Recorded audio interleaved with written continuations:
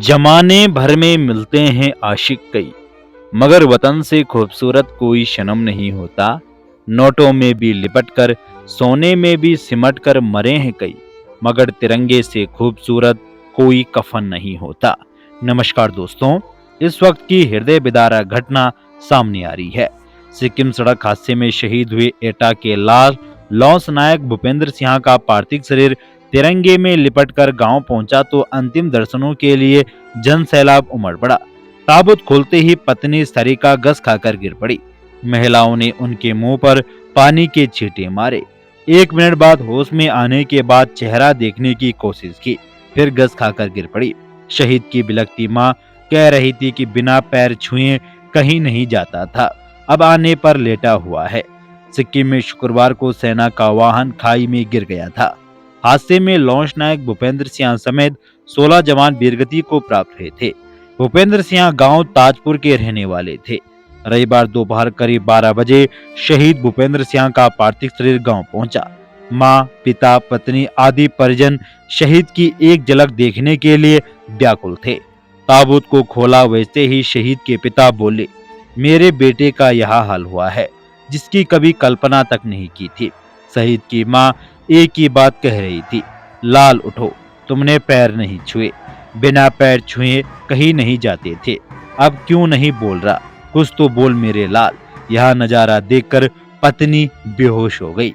शहीद लॉन्च नायक के परिजनों को प्रशासन द्वारा सहायता धनराशि चेक उपलब्ध कराया गया, जहां 35 लाख रुपए का चेक शहीद की पत्नी और 15 लाख रुपए का चेक माता पिता को सौंपा गया। वहीं पत्नी को समूह गा की नौकरी जल्द दिलाने के लिए प्रशासन ने आश्वासन दिया। सैनिक कल्याण बोर्ड से कर्नल महेंद्र प्रसाद शहीद भूपेंद्र सिंह के घर पहुंचे। परिजन से मिलकर उन्हें सांत्वना दी। उन्होंने बताया कि शहीद की पत्नी सरिका सिंह और माता पिता के खातों में अलग अलग सहायता राशि पहुंचेगी। कर्नल ने बताया कि शहीद की पत्नी को नौकरी दी जाएगी। शहीद के पिता सुरेंद्र सिंह ने छोटे बेटे की नौकरी देने की मांग की।